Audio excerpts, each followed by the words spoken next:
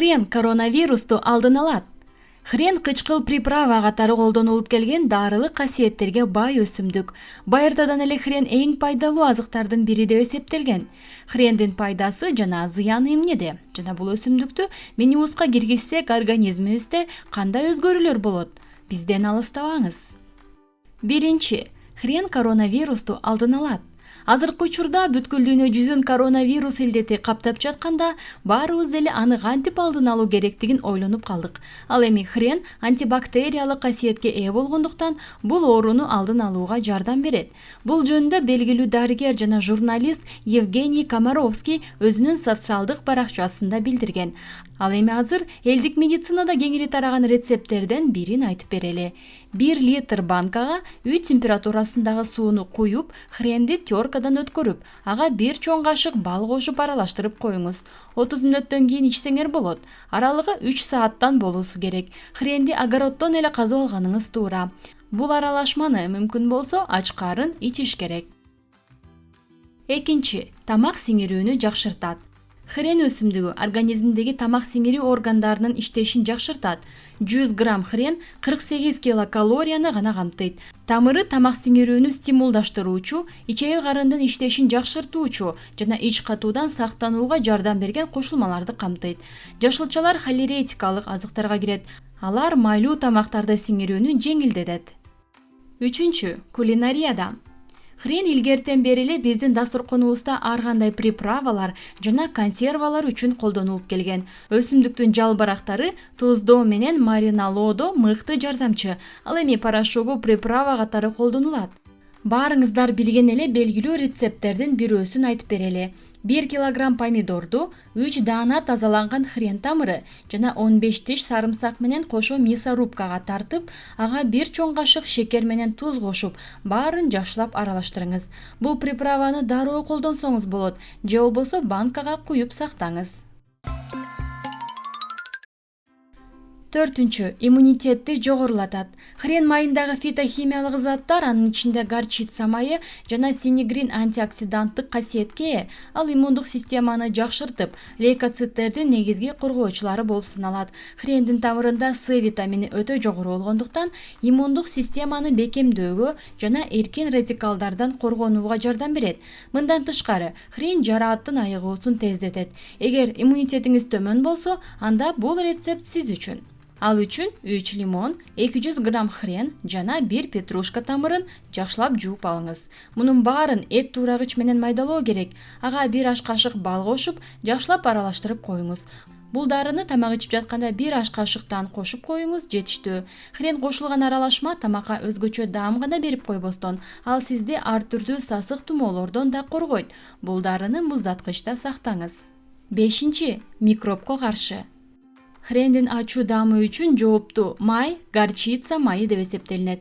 Бул май патогендүү микроорганизмдердин кеңири чөйрөсүнө каршы жигердүү болуп, күчтүү микробторго каршы касиетке ээ. Эгер сиз уйдун этин хрен менен сүртсөңүз, анда эт 2-4 градуска чейин температурада көпкө чейин бузулбай сакталат. Муну изилдөөчүлөр илимий жактан далилдешкен. Арадан 28 күн өткөндөн кийин да хрен менен сүртүлгөн эт ар түрдүү микроб, бактериялардан алыс болуп даамын жоготпойт. Ал эми жөн эле сакталган уйдун эти эскирип, колдонууга жараксыз болуп калат.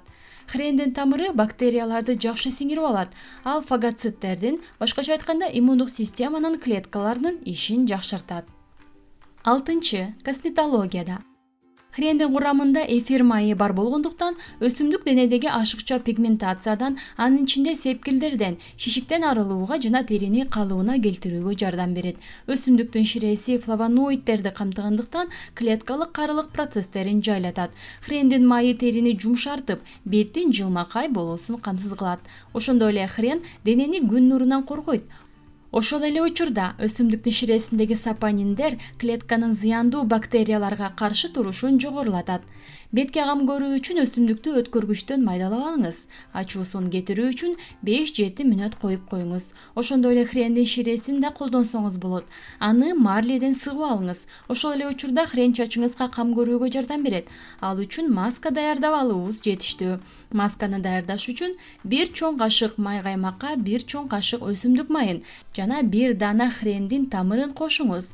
Бардыгын жакшылап аралаштырып алыңыз. Андан соң аны чачыңызга сүйкөп, үстүнөн полиэтилен баштыгы менен байлап коюңуз.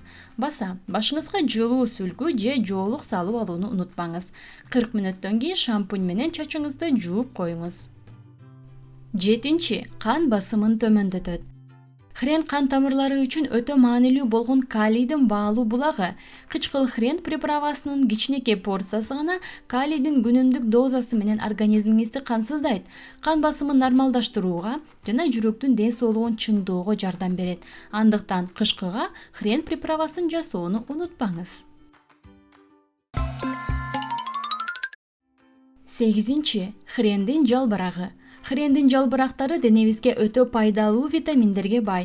Аларга микро жана макро элементтери бар көптөгөн витаминдер кирет. Өсүмдүктүн жалбырактарындагы аллил майы ашказан ширесин өндүрүүнү жакшыртып, табитти жогорулатат. Эскертүү: көп өлчөмдөгү аллил майы өтө коркунучсуу болуп саналат. Хрен нерв системасын стресстен коргойт жана жогоруда айтылгандай эле күчтүү антиоксидант болуп саналат. 9. Бронхит, синусит, ринитке каршы.